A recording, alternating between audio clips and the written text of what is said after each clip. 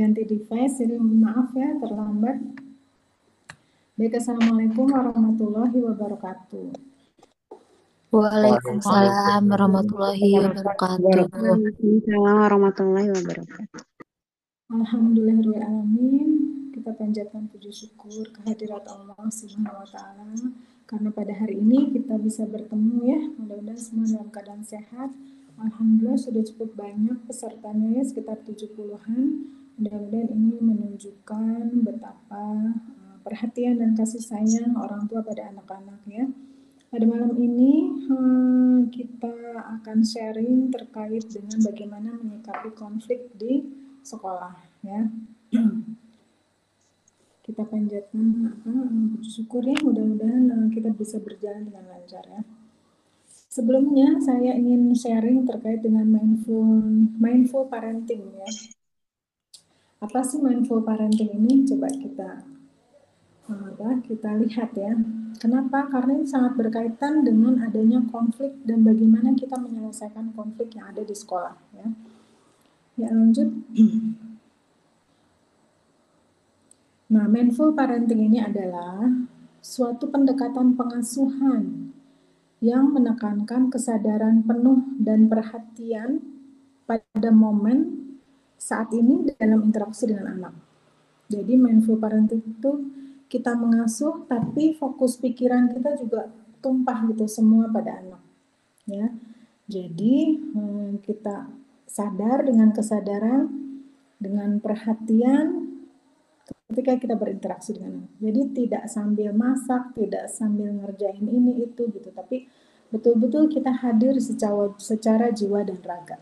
Ya, mindful parenting. Jadi penghayatan gitu ya. Baik, lanjut.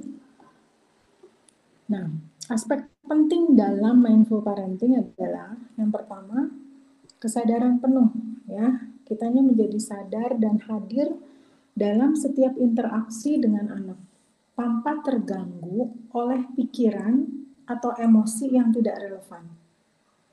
Bisa dihayati ya oleh ibu-ibu, saya juga mencoba menghayati gitu ya. Sambil kita menilai, sambil kita mencatat mana yang sudah kita lakukan, mana yang masih perlu kita perbaiki, Ibu ya. Apakah kita sudah hadir itu dalam setiap interaksi tanpa diganggu oleh pikiran-pikiran mikirin ini kerjaan belum, itu belum, gitu. Aduh si adik ini belum disuapin, aduh belum ada makan dan sebagainya, seperti itu ya. Kemudian yang kedua, empati dan pengertian. Jadi dalam mindful parenting itu ada empati dan ada pengertian. Jadi kita menunjukkan empati dan pengertian terhadap perasaan dan kebutuhan anak sehingga memperkuat hubungan dan kepercayaan. Ya, coba kita hayati sehari-hari bagaimana kita berinteraksi dengan anak.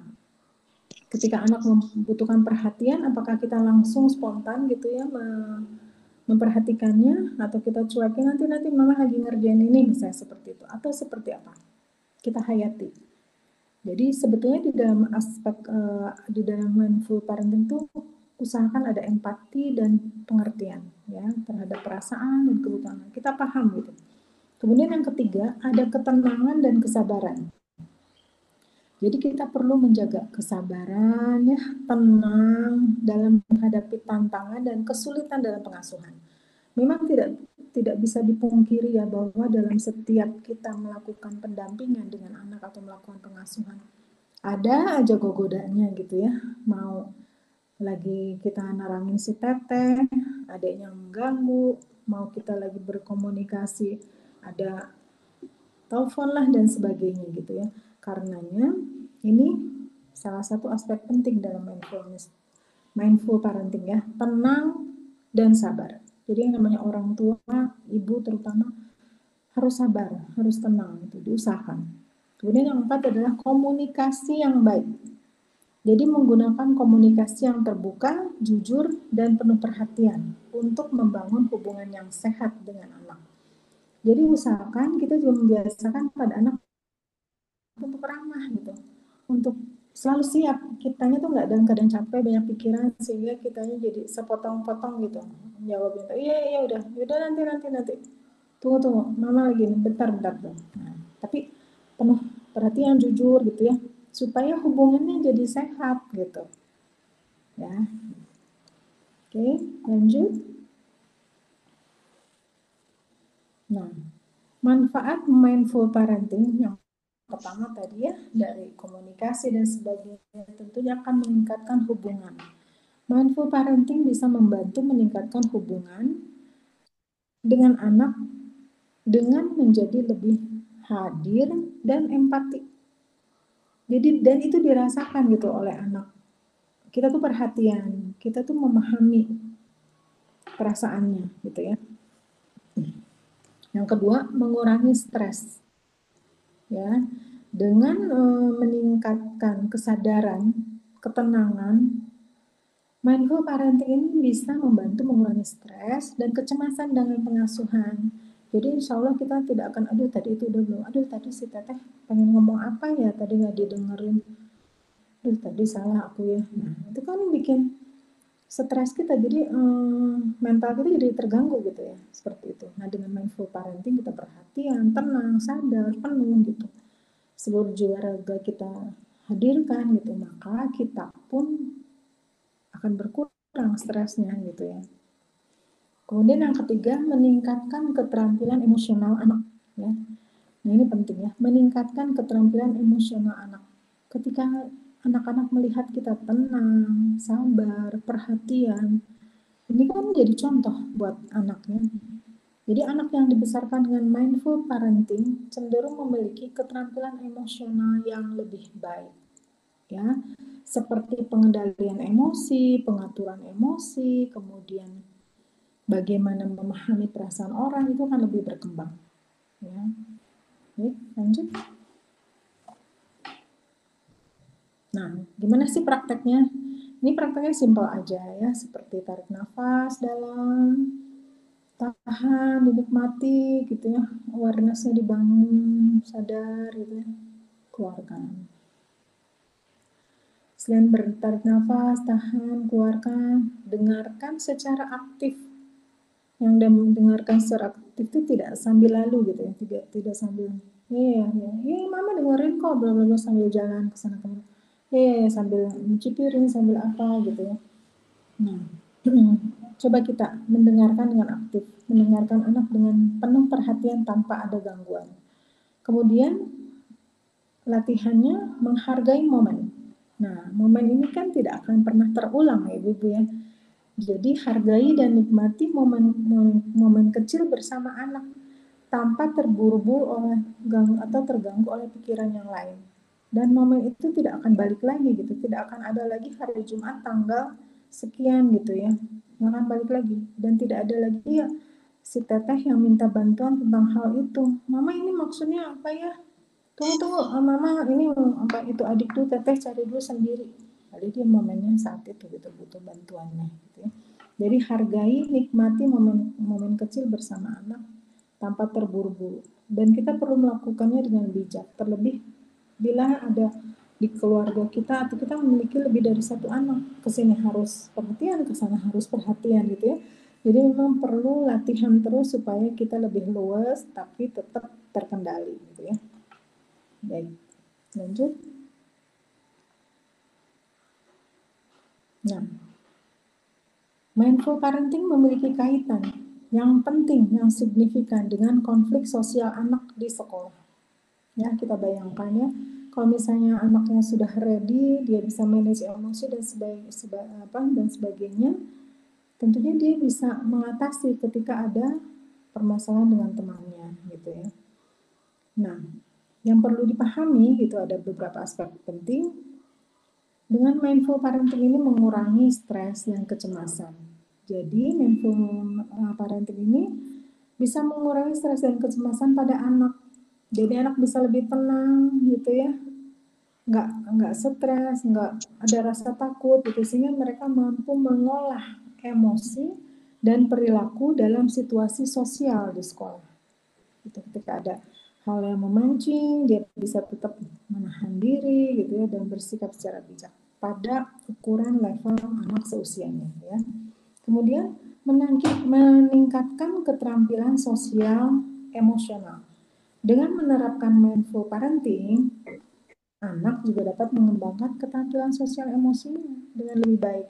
Seperti dia jadi ikut berempati, karena kan kita mencontohkannya begitu, empati gitu ya.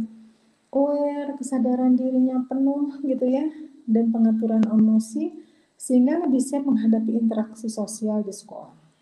Lebih lagi, anak yang memiliki kesadaran empati ini juga akan lebih mudah menangkap informasi, memproses, karena dia sadar terhadap apa yang terjadi di lingkungannya gitu ya. Kemudian membangun hubungan yang sehat. Mindful parenting juga membantu membangun hubungan yang lebih sehat antara orang tua dan anak, sehingga anak menjadi merasa lebih didengar ya, lebih dipahami gitu ya. Kalau anak sudah ada pada perasaan merasa didengar, dipahami, ini akan berdampak pada perilaku dalam berinteraksi dengan teman-temannya di sekolah ya. Karena dia pun akan melakukan hal itu gitu pada teman-temannya ya. Baik, lanjut. Nah, bagaimana cara menerapkan mindful parenting untuk mengurangi konflik sosial anak di sekolah? Sama dengan yang prosesnya gitu ya, dengarkan dengan empati ya. Empati itu pahami kebutuhan anak, pahami apa yang disampaikan oleh anak, didengerin gitu. Jangan sambil lalu. Dengarkan anak dengan empati, pahami perasaannya, oh gitu. Terus gimana? Terus ada sedih enggak? Tanpa menghakimi. Tuh kan ada yang begitu sih, mana ada jangan gini. Nah, tidak menghakimi ya, tapi dengerin aja. Terus kita rasakan perasaan dia tuh apa gitu. Ya, dengarkan dengan empati. Kemudian ajarkan kesadaran diri. Libatkan anak dalam latihan mindfulness ya, seperti meditasi, tarik nafas dalam untuk membantu mengelola stres, untuk mengolah stres dan emosinya. Ya. Supaya aware gitu. Tarik nafas yuk. Tahan, keluarkan gitu ya. Tarik nafas. Kalau saya lagi marah, saya tarik nafas yuk. Tahan, keluarkan. Gimana, udah enakan belum? Gitu, seperti itu ya. Kemudian tetapkan batasan dengan empati. Ketika menetapkan aturan, lakukan dengan empati dan jelas, serta jelaskan alasan dibalik aturan itu. Jangan ujung-ujung pokoknya harus begini, pokoknya aturan di rumah ini gini. Tapi coba tetapkan dengan jelas, dan alasannya itu apa? Kenapa sih dia dibatasi main gamesnya? Kenapa tidurnya harus jam segini gitu ya?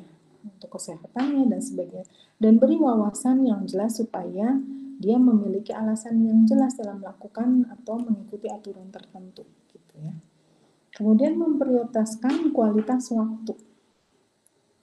Habiskan waktu berkualitas dengan anak.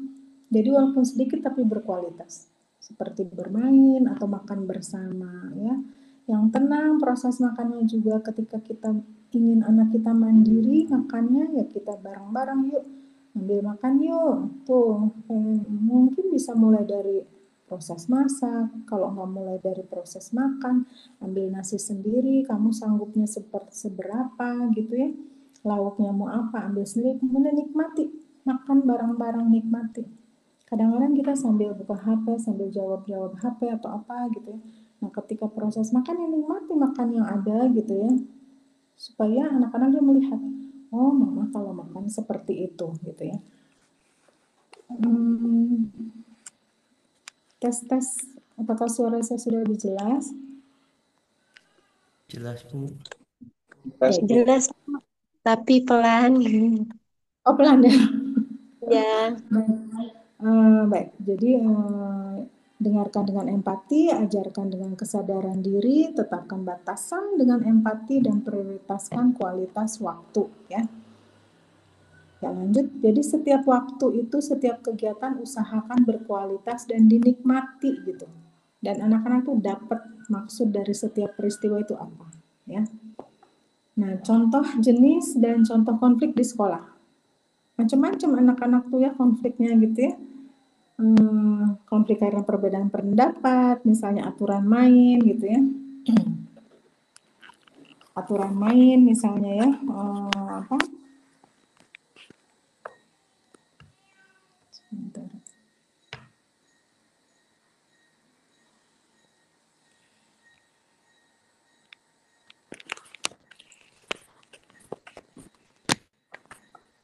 kemudian persaingan akademik, ya, akademik, kemudian konflik pertemanan, misalnya iri, cemburu, merasa tidak adil, kemudian perbedaan pendapat tentang tugas kelompok, ya.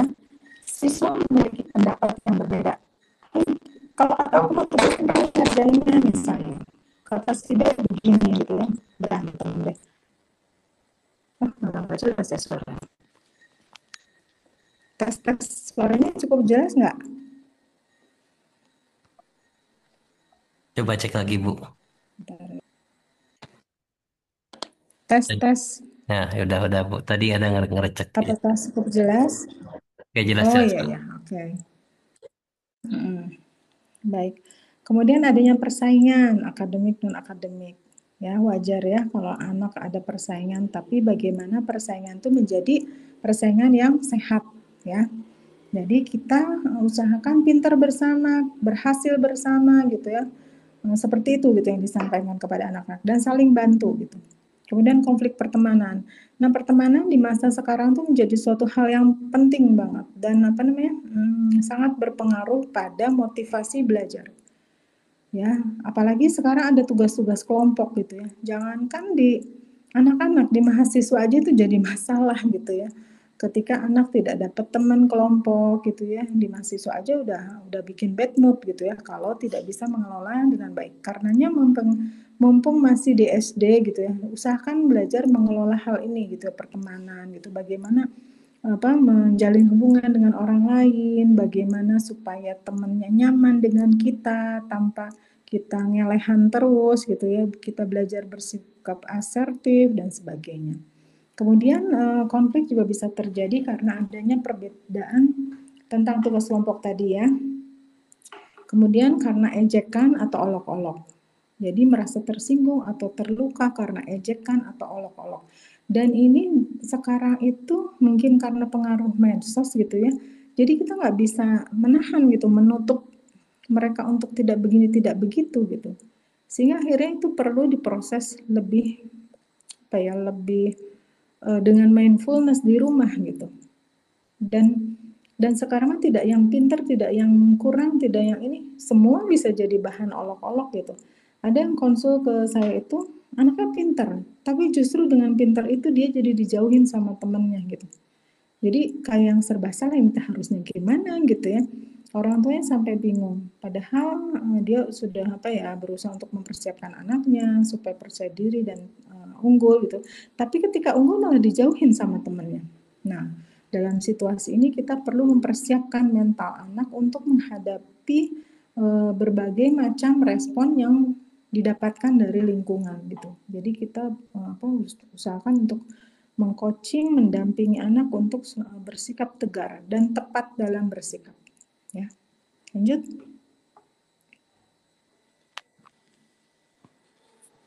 Nah, dampak konflik ini ada yang positif, ada yang negatif, ya, sehat dan tidak sehat. Konflik yang sehat atau positif dapat meningkatkan pemahaman dan kesadaran, juga memperkuat hubungan dan meningkatkan kemampuan dalam menyelesaikan permasalahan. Ya, jadi awareness-nya tuh meningkat. Kemudian dia lebih percaya diri gitu ya, sehingga problem solving-nya pun menjadi lebih bagus gitu, realistis, logis gitu. Sedangkan yang tidak sehat ini bisa merusak hubungan, kemudian mungkin ada terluka gitu baik secara fisik maupun emosi, meningkatkan stres gitu ya. Kemudian anak jadi cemas, trauma, menarik diri, bahkan mungkin ada yang nggak mau sekolah gitu ya, seperti itu. Nah, ini perlu diantisipasi gitu ya. Baik, ya lanjut. Nah, bagaimana cara mengatasinya kalau terjadi konflik? Kita ajarkan keterampilan sosial, ya. Mengajarkan siswa untuk memiliki keterampilan sosial di sekolah seperti misalnya berbagi, ada giliran, mau ke toilet atau cuci piring dan sebagainya. Kemudian ajari juga keterampilan untuk menghargai pendapat orang lain. mendengarkan, menyimak, berpendapat ketika ada waktu untuk menyampaikan berpendapat ya. Kemudian menggunakan mediasi ya, mediasi untuk membantu siswa menyelesaikan konflik dengan cara yang damai dan konstruktif ya. Jadi bantu, karena anak kan belum tahu caranya harus gimana. Jadi perlahan-lahan kita kasih tahu gitu. Oh seperti ini loh gitu. Pelan-pelan supaya dihayati ya, dipahami gitu ya, sehingga dia bisa mempraktekkannya nanti dengan tepat ya. Kemudian mengajarkan empati, bagaimana memahami, merasakan perasaan dari temannya itu. Kemudian sedangkan di sekolah sendiri, ciptakan lingkungan sekolah yang positif, yang mendukung bagi semua siswa. Tentunya guru-guru udah berusaha untuk bersikap adil sama semua gitu ya dalam bertindak. Walaupun kadang-kadang guru juga ada konflik ya, ini gimana ya orang tua begini, ini gimana ya, gitu ya, seperti itu. Tapi lingkungan sekolah telah berusaha untuk menciptakan lingkungan yang mendukung gitu ya untuk tumbuh kembangnya anak-anak ya. Baik, lanjut. Kemudian belajar berkomunikasi asertif ya. Jadi bagaimana anak diajak untuk belajar mengungkapkan perasaannya dan kebutuhan mereka dengan cara yang jelas dan hormat tanpa mengancam atau menyerang orang lain. Ya, atau malah sebaliknya. Ngelehan terus iya gitu ya. Jadi anak ajarkan untuk mengungkapkan, sampaikan apa yang memang seharusnya disampaikan. Ya, jangan malah menyerang atau menerima apapun gitu yang diberikan oleh temannya lingkungan. Dok, kamu kerjain ini ya, kamu yang kerjaan aku kamu kerjain ya aja. Nah, ajar anak untuk bisa bersikap yang seharusnya ya, asertif. Ya. Kemudian belajar mengendalikan emosi. Ya, belajar untuk mengenali dan mengelola emosi.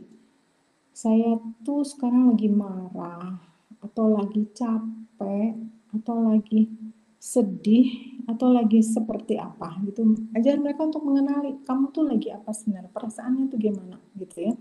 Supaya apa? Supaya mereka bisa tenang gitu, udah paham nih. Jadi bisa menentukan apa yang harusnya dilakukan dan bisa berpikir jernih dalam situasi yang berkonflik ya. Kemudian mencari jalan ya, win-win solution. Jadi anak juga diajar untuk belajar mencari solusi yang saling menguntungkan. Jadi dinegosiasi gitu, gimana kalau begini begitu gitu, supaya semuanya kedua belah pihak itu merasa puas dan dihargai. Nah terus kapan harus lapor nih kalau untuk ke guru atau orang dewasa? Anak juga harus belajar mengenali gitu kebutuhannya. Kapan harus lapor, kapan butuh bantuan atau enggak. Ya, seperti misalnya ketika konflik tidak dapat diselesaikan dengan cara yang damai, atau ada ancaman kekerasan, ya, atau ada perilaku yang tidak pantas atau tidak sesuai dengan aturan. Nah, dalam situasi ini, baiknya melaporkan pada orang dewasa atau pada guru, gitu, ya. Dan kita sebagai orang tua atau guru perlu kebijakan dalam menampung apa yang disampaikan oleh anak. Ya, lanjut.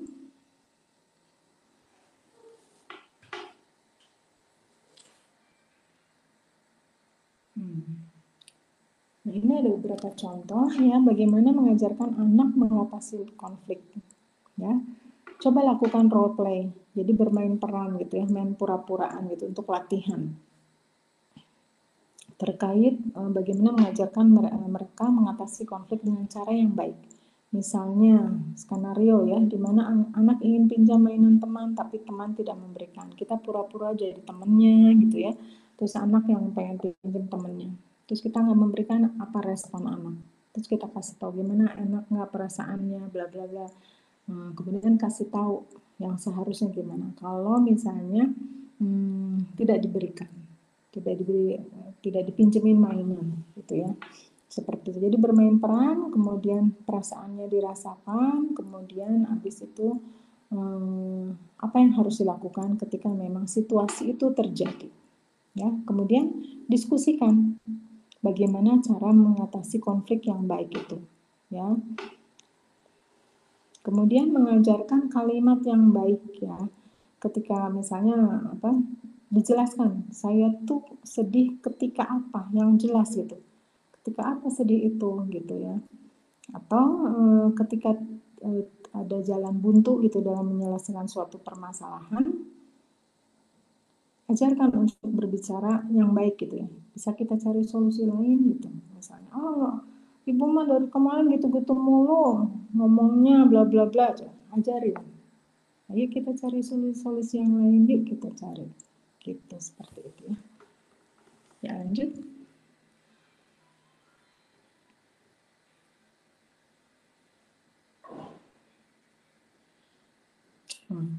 Manfaat mengajarkan anak mengatasi konflik. Pertama, meningkatkan hubungan. Anak dapat mengembangkan hubungan yang lebih baik dengan teman dan keluarga. Dan anak akan mendapatkan contoh bagaimana cara menjalin hubungan tersebut. Kemudian yang kedua, meningkatkan keterampilan sosial. Anak dapat mengembangkan keterampilan sosial yang baik dan dapat berinteraksi dengan orang lain secara efektif. Ya. Jadi keterampilan sosial anak pun jadi lebih berkembang dan lebih efektif. Ya. Kemudian meningkatkan kepercayaan diri. Ya, anak dapat merasa lebih percaya diri dalam mengatasi konflik dan dapat mengembangkan kepercayaan diri secara lebih kuat. Ya. Karena dia, ternyata saya bisa itu mengatasi konflik ini ya, sehingga berkembang kepercayaan dirinya. Apalagi kalau kita apresiasi gitu ya, kita berikan kesempatan untuk menyelesaikan masalah dan kita apresiasi. Ya. Baik, lanjut. Nah, sekarang ketika kita berperan gitu ya, manfaatnya apa? Yang tadi ya, orang tua dan anak lebih kuat, kepercayaannya kuat gitu ya. Anak lebih terampil dalam mengatasi konflik, meningkatkan kesejahteraan emosi. Kesejahteraan emosi itu apa? Aman, nyaman, percaya diri gitu ya. Sehingga kebahagiaan, kesejahteraan emosi pun meningkat. Dan mereka bisa yakin gitu ya, bisa tahu pasti apa yang harus dilakukan. Ini penting sekali gitu ya, karena zaman sekarang itu anak betul-betul harus memiliki pendirian yang kuat gitu ya. Jangan sampai mudah terpengaruh, jangan sampai mudah terbawa oleh pergaulan yang luar biasa. Dan cara untuk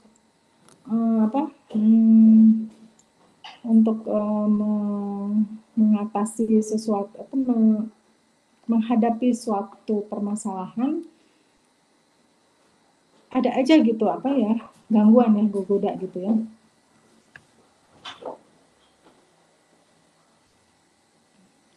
Ya, misalnya seperti ini maksud saya. Anaknya udah kita berikan gitu sekolah yang bagus, agamis gitu ya. Kemudian dia bergaul keluar gitu ya. Pendiriannya belum kuat. Dia mudah dibawa ke sana kemari sehingga terbawa gitu oleh arus dari luar gitu. Ini yang paling bahaya. Apalagi kalau hubungan kita, komunikasi kita dengan anak kurang, anak menilai orang tuanya sibuk, nggak punya waktu, sehingga ada peristiwa-peristiwa urgent dalam hidupnya, dia tahan, dia keep sendiri gitu. Kesedihan, luka, kekecewaan, atau hal-hal yang dia dapat dari lingkungan yang membuat dia sedih dan terluka itu dia tahan, nggak diceritain ke orang tua gitu. Karena penilaian anak terhadap orang tuanya sibuk, nggak punya waktu dan sebagainya, sehingga dia cari sendiri, cari solusi sendiri. Ada orang luar yang menawarkan kenyamanan, dia percaya sama orang di luar. Ini yang bahaya. Sehingga ini yang membuat cikal bakal dia lebih nyaman di luar ketimbang di rumah. Ini perlu perhatian yang lebih dalam gitu ya. Karena kenyataan saat ini memang orang tua kan sibuk ya. Jangan sampai anak lalai gitu. Jangan sampai lalai ke anak. Perasaan-perasaan mereka, kebutuhan mereka usahakan kita penuhi gitu ya, apalagi seperti weekend gitu ya, jangan kita ikut me time, anak nggak disapa gitu, usahakan aja komunikasi gitu ya, karena mereka sangat membutuhkan. Suatu saat mereka tidak butuh kita lagi gitu. Kita nanti yang nyari-nyari mereka, tapi sekarang saatnya mereka butuh kita. Jadi usahakan kita lakukan komunikasi lebih dalam, pahami, hayati, mindful gitu ya. Hayati keberadaannya gitu. Seperti itu. Mungkin ya. Ya, mungkin sampai di sini, cuman saya memang lanjutkannya tuh ada itu ya, apa? Pendidikan berdasarkan fitrah ya, Pak Sabik ya. Ini memang ini saya hanya mengingatkan aja, ada 8 aspek fitrah yang harus dikembangkan ya. Ada aspek fitrah keimanan, bakat, belajar dan bernalar gitu ya. Kemudian perkembangan, fitrah seksualitas dan cinta, fitrah individualitas dan seksualitas, kemudian estetika, bahasa, fisik dan indera. Nah, ini silahkan untuk di explore gitu ya, ada YouTube-nya ini 8 aspek fitrah yang harus kembangkan ini dari Ustadz Haris Santoso ya. Silahkan dieksplor. Salah satunya kan ini ada fitrah individualitas dan sosialitas ya. Ini yang harus dikembangkan yang terkait dengan bahasan kita saat ini ya, sosial. Pelajaran IPS kita zaman dulu juga kan manusia adalah makhluk individu dan makhluk sosial gitu ya. Ya. Lanjut mungkin bawahnya masih ada ya. Nah, ini hanya mengingatkan aja ya, fitrah individualitas dan sosial. Setiap manusia lahir sebagai individu dan sebagai makhluk sosial, bergantung dengan lingkungan sekitar. Sosialitas ini akan tumbuh sejak usia 7 tahun. Hal ini bisa dicapai jika individualitas seorang anak tumbuh baik pada usia di bawah 7 tahun. Jadi wajar kalau sebelum 7 tahun itu anak bersikap egosentris, mementingkan diri sendiri, merasa dirinya adalah pusat perhatian itu wajar. Mereka belum menyadari dunia di luar dirinya, ya, sebagaimana keberadaan dirinya. Jadi tahap ini memang anak secara umum tidak memerlukan sosialisasi, ya, karena masih selfish, belum bisa diatur gitu, karena masih berorientasi pada dirinya. Namun tetap diberi kesempatan untuk berlatih dalam berinteraksi dengan orang lain. Ya, jadi mereka belum memiliki tanggung jawab moral dan sosial. Maka kalau misalnya kita sering menemukan anak yang di bawah 7 tahun tampak tidak mau berbagi, pemalu, cengeng, itu wajar, nggak apa-apa. Itu adalah bagian dari fitrah individualitas. Ya, wajar kalau mereka seperti itu. Justru puaskan saja egonya atau fitrah individualitas itu. Ketika dia sudah terpuaskan individualitasnya, malu, tidak mau berbagi, jangan dibenturkan dengan nggak boleh begini, nggak boleh begitu ya, karena mereka belum paham, belum waktunya. Dia mengerti arti berbagi atau bersosialisasi di usia 7 tahun ke bawah. Ya, adab tetap disampaikan agar santun, ya. Namun tidak dalam situasi yang menekan atau dengan ancaman, gitu ya. Nah, kalau di atas, ya lanjut.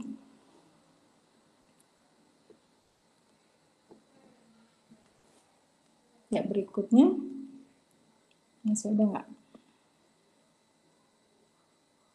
Nah, ketika masuk usia 7 tahun, maka ini dimulai fitrah sosialitas. Ya, kalau tadi di bawah 7 tahun tuh individualitas ya, sekarang mulai bergeser tuh dari egosentris ke sosiosentris. Mereka mulai menyadari adanya lingkungan yang seperti dirinya, yang perlu dihargai, yang bisa terluka dengan sikap dan ucapnya. Dia baru paham kalau udah di atas 7 tahun. Sedangkan sebelum 7 tahun tuh memang belum paham. Karenanya dipuaskan aja, nggak apa-apa. Jangan dimarahin kalau nggak mau berbagi, itu dia emang masih egois gitu ya. Karenanya Allah Maha Tahu, orang tua boleh memerintahkan sholat mulai dari umur 7 tahun, bukan dari kecil ya. Tidak ada anak di bawah 7 tahun yang suka dengan gerakan sholat yang teratur, tertib, begini begitu ya. Coba aja perhatikan, kalau di bawah 7 tahun kan oyag-oyagan, lari ke sana kemari, tidak cicing gitu kan ya. Tapi yang perlu ditumbuhkan sebelum 7 tahun itu adalah bangkitkan gairah sholatnya dengan meneladankan kayak keindahan alam. Allah itu maha penyayang, maha mencintai kita gitu, indahnya bagaimana indahnya sholat, supaya anak-anak itu memiliki pemikiran yang positif tentang sholat dan kelak mau melakukannya dengan ikhlas dan khusyuk tanpa disuruh, ya. Jadi semua itu ada masanya, nggak perlu diburu-buru, oh anak saya harus bisa sholat di umur 7 tahun target gitu, ada waktunya, ya. Yang penting kita situasikan dalam situasi yang menyenangkan, ya, yang indah gitu ya. Mencintainya pagi-pagi, jalan pagi bareng, lihat-lihat pemandangan gitu ya, sambil diperkenalkan. Itu ciptaan Allah juga ya. Sering komunikasi, berkomunikasi, nanti dia akan meniru ke kita. Mama habisin makannya, itu kan dari Allah, kata gitu. Nanti kan seperti, jadi yang rileks aja, ya. Nggak usah buru-buru, karena setiap momen itu pasti ada waktunya. Gitu. Ya mungkin sampai di situ ya. Terima kasih atas perhatiannya. Nanti kalau ada yang mau ditanyakan silahkan. Assalamualaikum warahmatullahi wabarakatuh. Waalaikumsalam warahmatullahi wabarakatuh. Waalaikumsalam warahmatullahi wabarakatuh. Waalaikumsalam warahmatullahi wabarakatuh. Terima kasih banyak Bu Nina, Zakira dan Sastron. Masya Allah materi yang disampaikan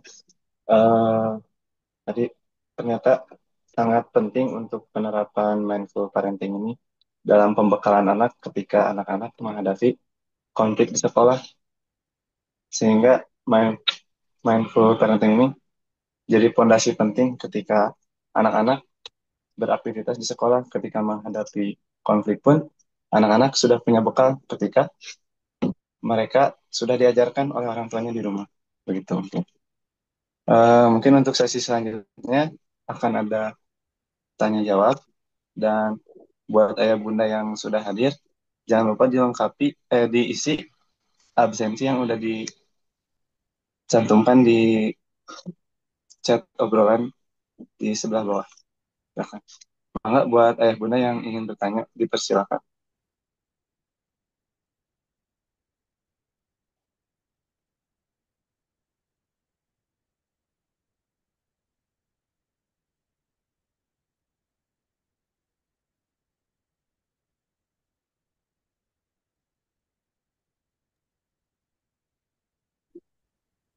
Buat ayah bunda yang mau bertanya lewat chat juga mangga dipersilakan.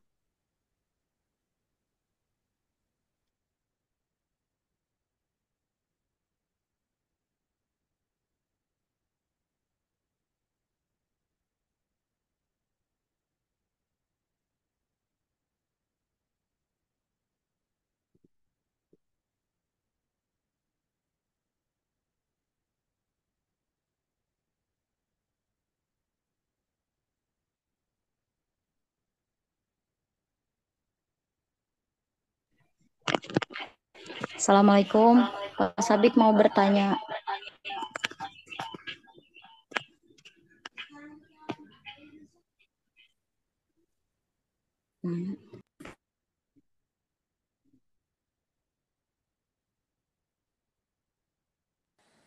Ya silahkan. Atau barangkali dari ibu bapak guru boleh bertanya Pak juga. Sabik, Bu Neng mau bertanya.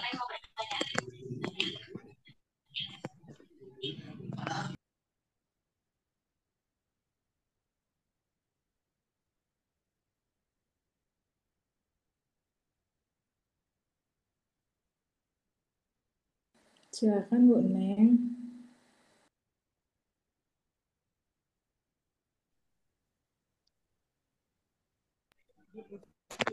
Ya, Assalamualaikum Bu Nina, mau bertanya, izin bertanya. Enggak Bu Neng, Waalaikumsalam. Tentang konflik ini ya Bu ya. Saya kan sekarang ngajar di kelas 6. Anak-anak kelas 6 itu sedang ada di fase beberapa mulai mengalami masa pubertas. Sudah ada beberapa nyicil sekarang tuh yang perempuan sudah mulai haid satu persatu gitu. Dan ini kondisi mulai haid ini menyebabkan emosi anak-anak di kelas 6 ini cenderung emosinya cenderung meningkat gitu. Jadi mereka cenderung sensitif dengan keadaan dengan keadaan perasaan mereka sendiri gitu. Jadi hampir setiap hari di kelas 6 tuh ada aja konflik antar teman. Hampir setiap hari ada yang nangis gitu ya. Terus laki-lakinya juga sudah ada beberapa saya tanya tuh sudah mulai ada yang mimpi gitu. Nah, gimana ya Bu ya? Kadang-kadang saya tuh gimana ya, suka bingung gitu menanggapi curhatan anak-anak yang sebetulnya menurut saya masalah mereka tuh sebetulnya sepele gitu, tapi mereka tuh sampai, tapi dah Bu, aku tuh sakit hati, aku tuh sampai nangis, sampai ekspresi mereka tuh seolah-olah itu tuh hal yang besar banget gitu. Jadi kadang-kadang saya, aduh, suka diam dulu, gimana ya cara mengatasi dan cara komunikasi supaya, karena gini ya, yang satu merasa dirinya benar, yang lain juga merasa dirinya benar. Tapi dianya. Jadi kadang-kadang dipikir-pikir dua-duanya juga memang salah gitu ya, gitu. Nah, gimana caranya untuk mengkomunikasikan supaya mereka bisa menerima gitu dengan kondisi masing-masing di antara mereka gitu. Supaya karena ternyata tadi Bu sangat berpengaruh konflik dengan teman, akhirnya mood belajar mereka tuh bisa-bisa seharian teh di kelasnya baut begitu ya, belajar jadi nggak mood gitu. Jadi akhirnya ya gimana gitu Bu cara mengatasinya gitu. Itu Bu, makasih. Kak Sabit langsung aja.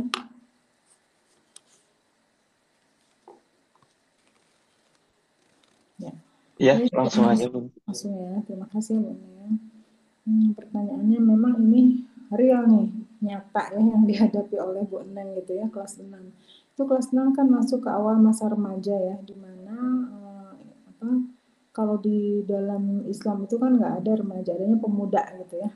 Masa pemuda ini kan masa yang penuh gejolak gitu, tapi kita juga perlu mendampinginya, mengatasi dengan baik. Kalau zaman dulu, zaman saya tuh waktu SMP tuh suka ada keputrian gitu ya, itu apa gitu namanya. Nah, memang anak-anak kan membutuhkan sesi curhat, itu ada pelajarannya gitu ya, ada ilmunya, ada wawasan yang diberikan pada mereka sehingga mereka memiliki pengetahuan gitu, kemudian mereka melihat ke dirinya, menghayati ke dirinya dengan wawasan dan pengetahuan itu, kemudian mereka melakukan penilaian gitu. Oh iya ya, aku sebagai remaja ternyata ada tuh ciri-ciri di masa remaja seperti itu gitu. Jadi baiknya memang ada kayak keputrian lah ya.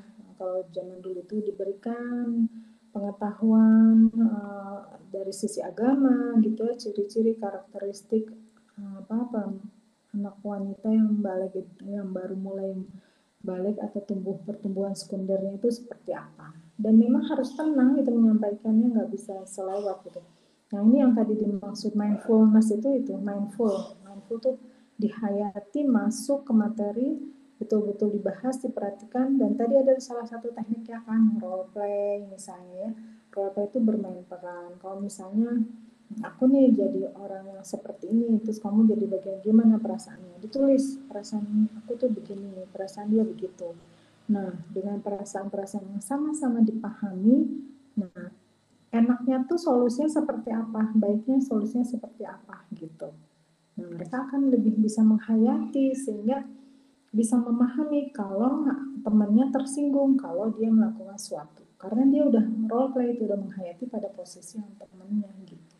Coba latihan role play seperti sambil itu explore ciri-ciri remaja itu seperti apa. Karena kan usia anak-anak ini juga kan lagi masa explore ya, masa eksplorasi itu. Cari tahu sebenarnya dia supaya wawasan pengetahuannya juga bertambah gitu. Mungkin bisa dicoba itu ya Bu Neng ya, karena betul pasti berpengaruh kepada mood selama sekolah, apalagi masalahnya sepele sebetulnya itu. Biarkan nanti mereka akan menilai sendiri. Masalah gini aja kalau sudah ada wawasannya gitu yang ditambahkan. Kenapa bersikap begitu anak-anak? Karena pertama emosinya tidak stabil, habis itu waktu untuk mendapatkan ilmu atau wawasannya juga terbatas gitu. Jadi apalagi mereka peralihan gitu ya, jadi masih ada egonya gitu ya, masih ada egosentrisnya gitu. Nah sekarang belajar untuk memahami situasi orang di luar dirinya gitu ya. Nanti mungkin bisa dicoba ya, kalau ada apa lagi boleh nanya lagi ya Bu Neng ya.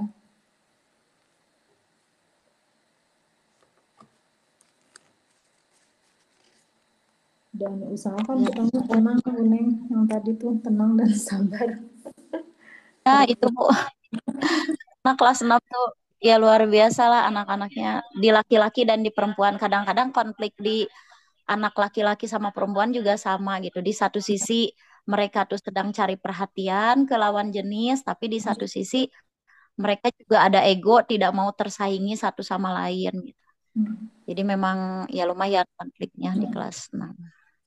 Ya di samping role play mungkin nonton film yang terkait dengan remaja kemudian dibahas gitu ya. Sudah dibahas kan mereka akan proyeksi gitu. Oh iya ya aku teh begitu. Ada film yang terkait itu untuk dibahas gitu ya.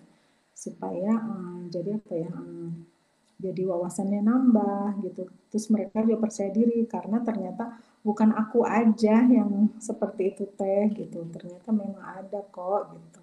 Ya.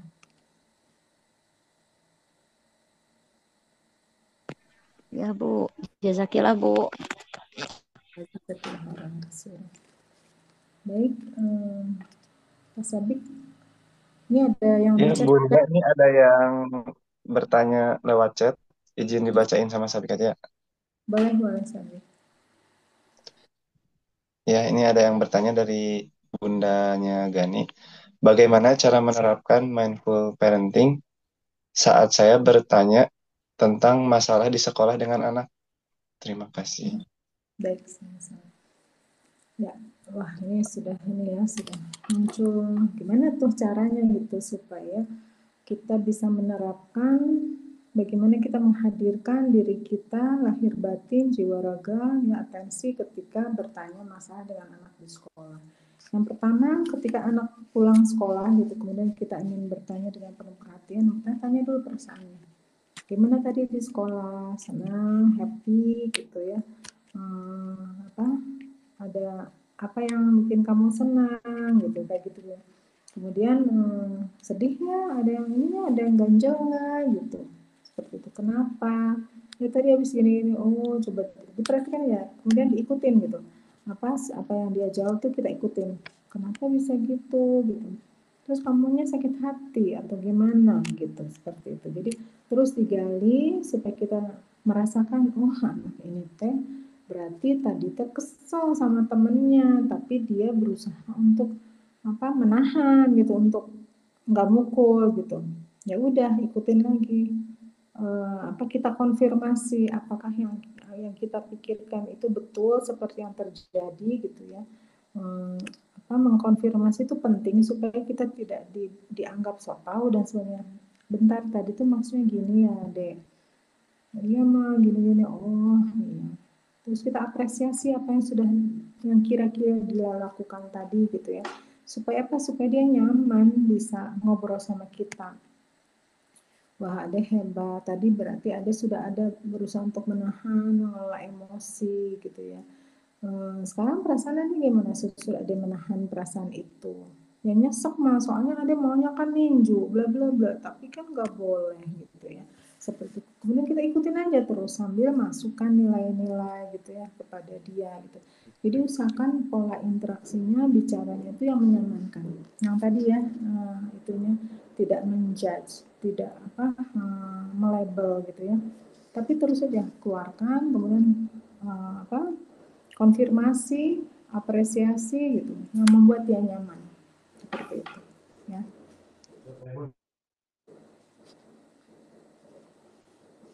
Baik, apakah sesuai? Baik, Ibu. Terima kasih atas jawabannya. Sama-sama, Ibu. Mungkin Bu Nina ada 2. Iya, Izin bertanya bagaimana cara kita sebagai orang tua membantu anak membangun rasa percaya diri setelah mengalami konflik dengan dirinya sendiri dan bagaimana anak bisa lebih tenang ketika menghadapi konflik dirinya sendiri.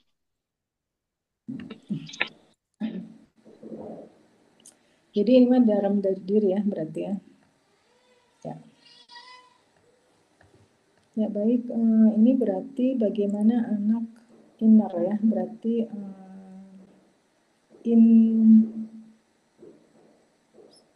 intrapersonal, berarti kemampuan intrapersonal. Bagaimana mengolah emosi dalam dirinya ya. Bagaimana cara kita membantu rasa percaya dirinya sesudah dia konflik dengan diri sendiri ya, dan bagaimana dia bisa tenang, bisa lebih tenang ya sesudah itu konflik dengan diri sendiri ya. Baik. Nah, yang pertama kita masuk gitu ya, masuk ke dalam dirinya, ke dalam diri anak gitu ya. Kita bayangkan kalau kita menjadi anak usia sebegitu gitu ya, yang masih bergulat dengan dirinya sendiri gitu ya. Kita pahami, kemudian kita sampaikan ya pengetahuan terkait dengan remaja yang pada umumnya memang penuh dengan gejolak. Itu poinnya. Supaya apa? Supaya anak ini apa? Nggak stres gitu. Kok aku gini ya? Terus nanti dia nyalahin diri. Kok aku paling jelek ya? Aku gini nih. Kok aku nggak mampu ya? Gitu. Bahwa secara umum, secara teoritis memang pada usia remaja memang seperti itu. Ya, belum bisa tenang, masih berproses untuk mengolah diri, gitu ya. Nah, kemudian kalau misalnya sesudah kita berikan wawasan terkait dengan remaja gitu ya, baru kita ajak dia untuk secara perlahan memunculkan kesabaran, memunculkan rasa bersyukur atas potensi atau kelebihan yang dimilikinya, sekecil apapun apresiasi. Sekecil apapun apresiasi. Karena dasar untuk rasa percaya diri itu adalah bagaimana kita mengapresiasi. Bagaimana kita mengapresiasi apapun yang sudah dia miliki. Apa aja. Mau dalam bidang akademis, maupun dalam bagaimana dia menghadapi adik atau saudaranya, bagaimana cara bicara dia dengan kita, bagaimana dia berinteraksi dengan teman, apapun yang ada yang positif kita apresiasi. Kalau lihat kamu sama teman perhatian deh gitu. Pantesan ke adik ya kamu perhatian, keren banget sih gitu ya. Jadi ada satu yang apresiasi yang membuat dia tenang, aman gitu ya. Habis itu baru kita kasih tantangan gitu ya, kasih tantangan atau arahkan gitu, mengarahkan dengan kalimat yang positif. Mulai besok dan seterusnya, kalau misalnya Bu Guru bertanya, kamu ngacung dulu ya, gitu. Seperti itu. Dan kita siapkan gitu supaya dia bisa ngacung itu, temenin, mau belajar temenin mama atau gimana, mama sambil ngerjain yang lain, kamu belajar atau seperti apa gitu. Jadi yang kira-kira bisa dia unggul dan bisa dia mampu, kita dampingi gitu supaya dia bisa perform gitu, menampilkan dan mulai muncul rasa percaya dirinya. Jadi apresiasi apapun yang dia munculkan, sekecil apapun gitu. Dan yang tadi ya, kasih wawasan tentang remaja gitu supaya nggak stres sendiri gitu. Nah, dicoba ya. Dan beri kesempatan untuk mandiri ya. Ini juga nih. Baik. Kemudian ada lagi Pak Sabik?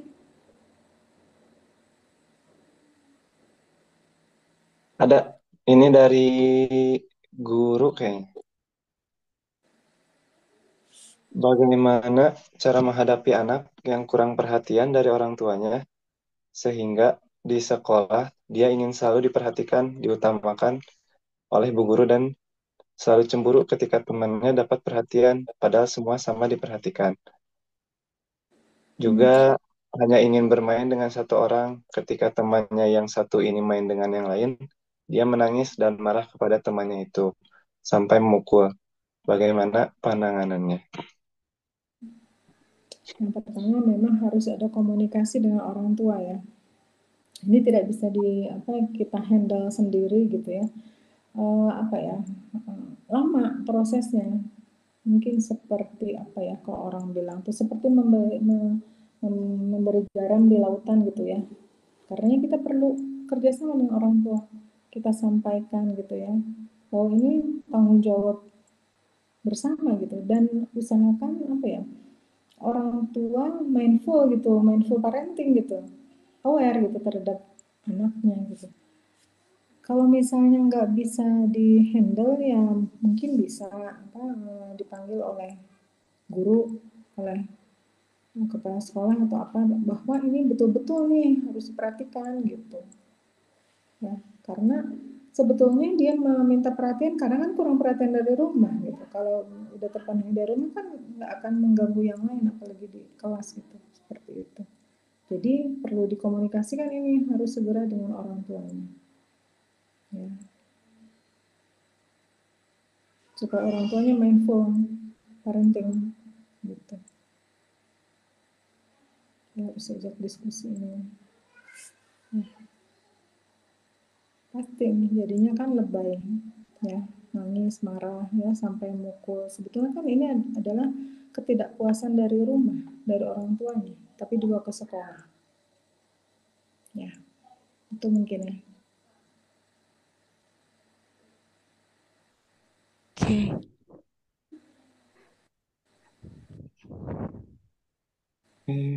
Lanjut ke pertanyaan selanjutnya. Ibu izin bertanya. Oh, iya. Mangga Ibu.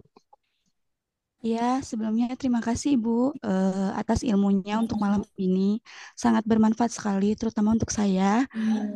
Perkenalkan, saya adalah orang tua dari Daniel Muhammad Syarim Ulwan dari RA. Saya juga sebagai guru juga kebetulan di sekolah negeri, tapi bukan di Abdurrahman ya. Nah, yang ingin saya tanyakan, Ibu izin, kira-kira bagaimana sih lanjut, mungkin bisa nyambung dari pertanyaan yang tadi ya, bagaimana bentuk kerjasama konkret antara guru dan orang tua dalam menerapkan mindful parenting, Ibu, supaya anak memiliki konsistensi dalam mengelola emosi dan perilaku baik di rumah maupun di sekolah. Itu saja, Ibu. Terima kasih. Assalamualaikum warahmatullahi wabarakatuh. Baik, terima kasih. Senang sekali bisa bertemu dengan Bu Erna ya. Alhamdulillah. Betul, ini menjadi PR ya buat guru ya. Apalagi ketika anaknya memang menunjukkan memang belum matang, tidak sesuai dengan usianya ya, gitu ya. Jadi gimana nih kerjasama guru dan orang tua untuk bersama-sama gitu ya, mendampingi anak untuk memiliki emosi yang baik gitu. Karena di masa TK, sekolah dasar itu kan semuanya latihan ya, berproses untuk bisa memiliki sebentar ya. Berproses untuk bisa memiliki mental yang lebih bagus ya.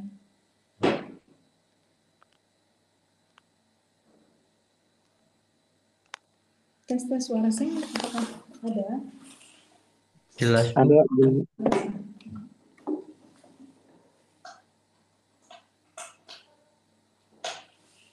Ya, karenanya memang perlu dijalin komunikasi dengan orang tua. Jadi Bu Irma memang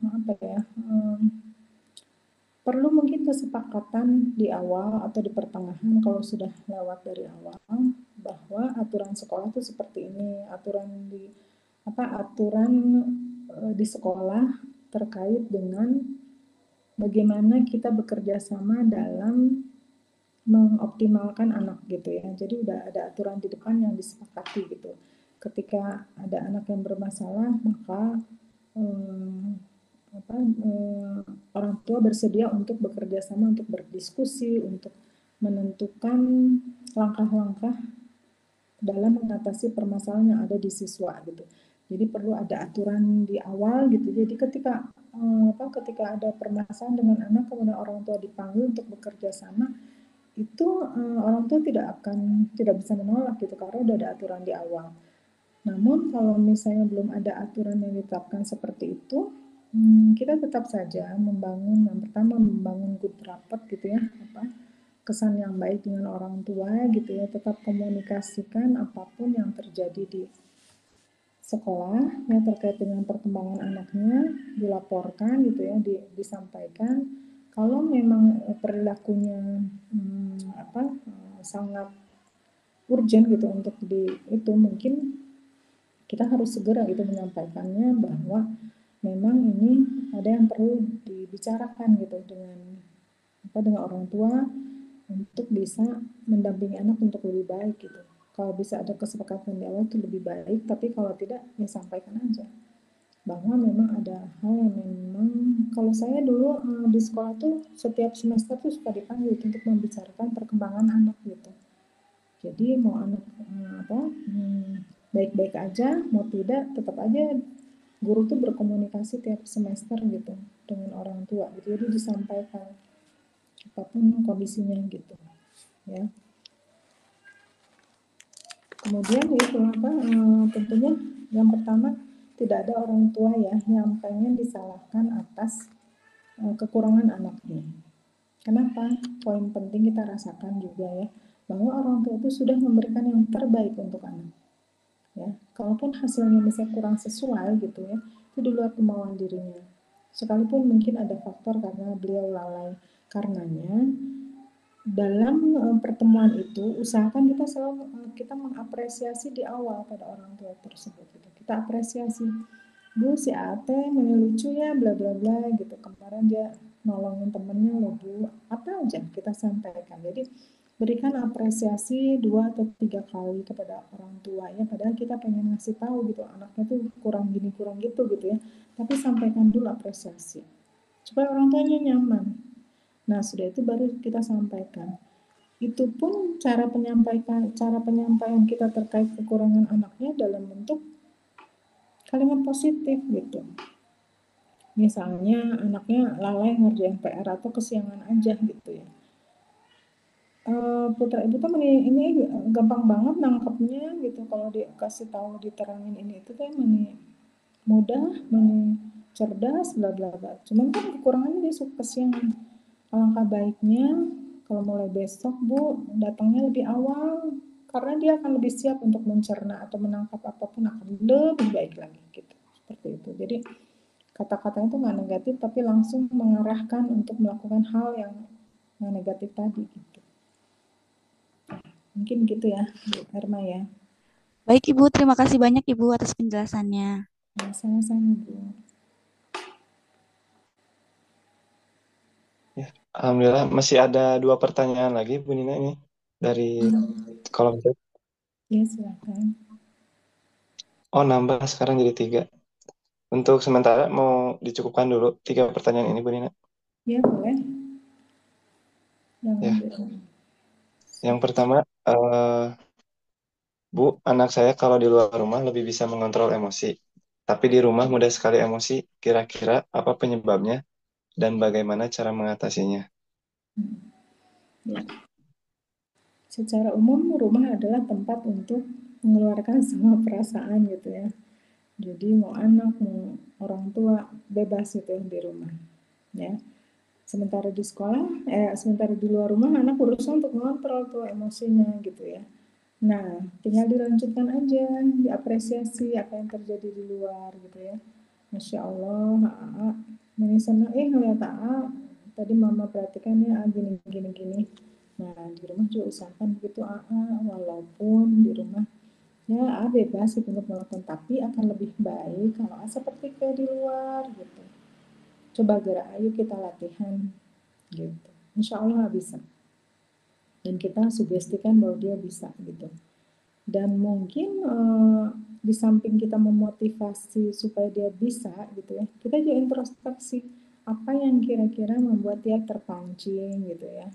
Apakah masih ada emosi negatifnya gitu ya, masih ada luka-luka emosi terhadap orang tua, saudara dan sebagainya gitu yang membuat dia kalau di rumah itu jadi terpancing gitu.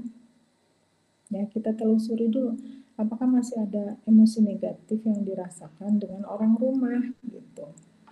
Ya, itu dibereskan dulu emosi negatif yang di dalam rumahnya.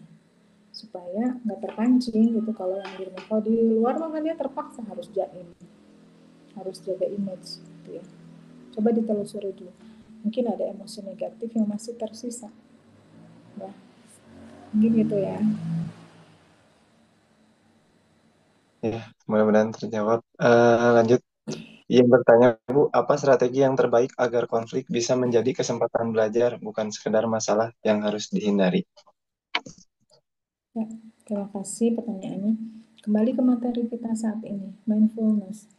Jadi kita serius gitu untuk menyelesaikannya. Kita bisa adakan mungkin misalnya meeting keluarga sebulan sekali atau 2 bulan sekali, di mana pada saat itu kita boleh bukbrak gitu ya, melakukan koreksi tapi ada adabnya gitu, menyampaikan dengan kalimat yang positif, menyampaikan dengan kalimat yang santun gitu, supaya unek-unek di dalam hati kita tuh yang ditahan-tahan itu sebulan sekali dikeluarin lewat diskusi keluarga gitu. Tapi ya ada syaratnya, bicara dengan baik ya, kemudian tidak mengucapkan kata-kata yang kasar, itu menghargai pendapat orang seperti itu. Lakukan sebulan sekali supaya emosinya rilis itu. Dan mindfulness gitu, meetingnya juga itu fokus sungguh-sungguh, nggak sambil WA-an, nggak sambil kadi-kadia gitu ya, boleh nyiapin makanan nggak apa-apa supaya menyenangkan gitu ya. Jadi akan menyenangkan, enak loh kalau diskusi keluarga tuh ada cemilan yang kesukaan aku misalnya seperti itu ya. Kemudian dalam berbicaranya saling menghargai, mungkin gitu ya. Oke. Pertanyaan terakhir dari mamahnya Hafidin. Bu, maaf izin bertanya, bagaimana cara mengatasi emosi anak supaya mampu menghadapi konflik dalam dirinya maupun dengan orang lain, dan mampu menerima lingkungan di luar rumah yang mungkin bisa membuat anak tidak nyaman. Terima kasih. Ini bagus ya pertanyaannya. Jadi yang pertama, bagaimana dia mengatasi konflik dalam dirinya, ya inner ya, berjolak ya, permasalahan dalam dirinya juga dengan orang lain ya. Nah yang pertama, yang tadi lagi Bu, mindfulness ya, jadi dirasakan.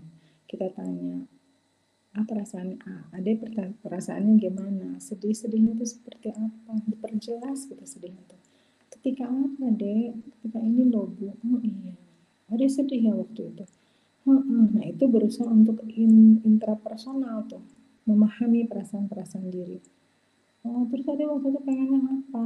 Aku tuh pengennya marah, bla bla bla, tapi aku tahan. Masya Allah, gitu. Terus kita apresiasi. Terus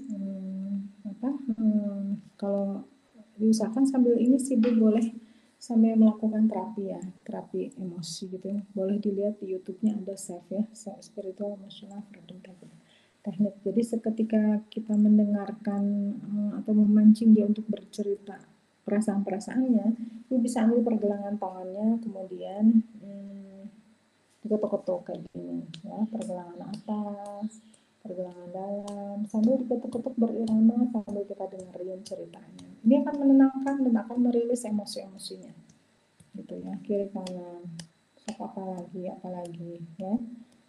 Itu untuk emosi-emosi dalam dirinya. Nah, kalau misalnya dia sudah memahami tentang dirinya, dia akan lebih mudah untuk berempati pada orang lain. Jadi kita bisa tanyakan, tadi gimana sama temennya, gini, terus apa yang kamu rencanakan untuk dilakukan kalau kesal sama teman, gitu. Nah, diajak ngobrol, terus kalau gitu nanti gimana? Yang tadi tuh Bu, masuk cobain dengan cara role play ya. Kalau misalnya teman kamu begini, terus kamu begitu, apa yang dirasakan? Gantian gitu ya. Ibu jadi temennya, dia jadi dirinya, terus gantian. Biar saling merasakan. Emang seperti membuang-buang waktu, tapi ini manfaatnya luar biasa ya, supaya anak bisa memahami gitu apa yang dirasakan diri dan orang lain. Kemudian, mampu menerima lingkungan luar rumah. Ini perlu diantisipasi ya. Kalau di rumah mungkin nyaman, damai, orang-orangnya baik-baik dan sebagainya. Ini baru di lingkungan SD ya. Tentunya dengan berbagai macam pola asuh yang berbeda. Ada yang emosian, ada yang itu. Kita hadapin semua kan, anak tiba-tiba menghadapi beragam karakteristik ya di sekolah ya. Ada yang gak sabar, ujuk-ujuk mukul dan sebagainya gitu. Tentunya perlu diantisipasi. Kita beri wawasan. Ya, kita bisa lihat warna-warna emosi yang ada cari tuh gambar-gambar picture kan ada image ya, image orang lagi marah, ke temannya lagi marah. Supaya dia nggak kaget bahwa ada orang yang pemarah, ada orang yang sedih, yang gampang sedih dan sebagainya. Supaya dia bisa mengantisipasi hal itu. Kalau misalnya ada orang yang begini, kita kasih tau kalau menghadapi orang yang cengeng dan sebagainya, ya udah. Kalau misalnya kamu nggak bisa nasihati dia, kamu menghindar gitu. Misalnya seperti itu. Ya, jadi warna-warna emosi yang di lingkungan usahakan diberi wawasan. Ya, supaya dia lebih siap menghadapi lingkungan dan dia tegar gitu. Ya, mungkin itu ya Bu ya.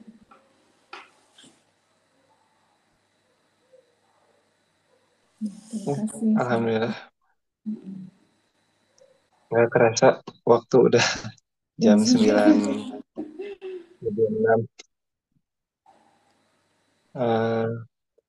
Mungkin untuk sesi tanya jawab dicukupkan saja ya Bu Nina.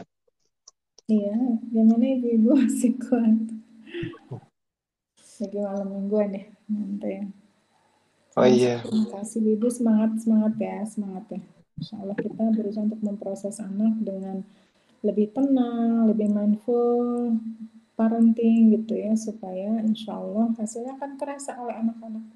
Dia akan lebih menghayati segala sesuatu, menghayati dirinya, menghayati lingkungannya, menghayati informasi-informasi yang diterimanya, menghayati orang-orang yang ada di sekitarnya. Bismillah ya. Ya, alhamdulillah acara sesi tanya jawab pun sudah selesai. Terima kasih Bu Nina, Ayah Bunda, Bapak Ibu Guru semuanya. Sebelum kita tutup, mari membaca istighfar, doa majlis dan hamdalah. Astagfirullahaladzim.